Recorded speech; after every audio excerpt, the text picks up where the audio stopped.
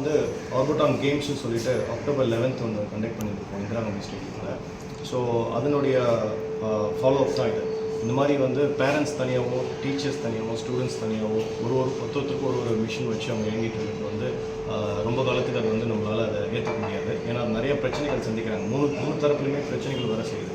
அதனால் அவங்க 3 பேரையும் இணைச்சி ஒர்க் ஷாப் மாதிரி கண்டக்ட் பண்ணும்போது ஒரு ப்ராப்ளத்தை ஐடென்டிஃபை பண்ணி அதுக்கான சொல்யூஷன் அவங்கக்கிட்ட இருந்து எல்லாம் ஒரு கூட்டு முயற்சி மாதிரி, அது கலெக்டிவ் இன்டெலிஜென்ஸ் சொல்லுவாங்க. அந்த கான்செப்டில் தான் நம்ம வந்து ஒர்க் ஷாப் டிசைன் பண்ணிகிட்ருக்கோம்.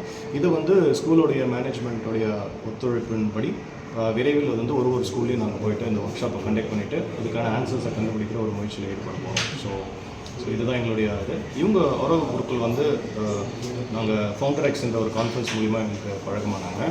ஸோ அவங்களுடைய ஃபிலாசபியும் நம்மளுடைய எய்மும் ஒன்றா ஒத்து போகிறதுனால நாங்கள் இணைஞ்சு இந்த ஒர்க் ஷாப்பை பண்ணுறதுல, ஏன்னா எங்ககிட்ட இன்ஃப்ராஸ்ட்ரக்சர் எல்லாமே இருக்குது.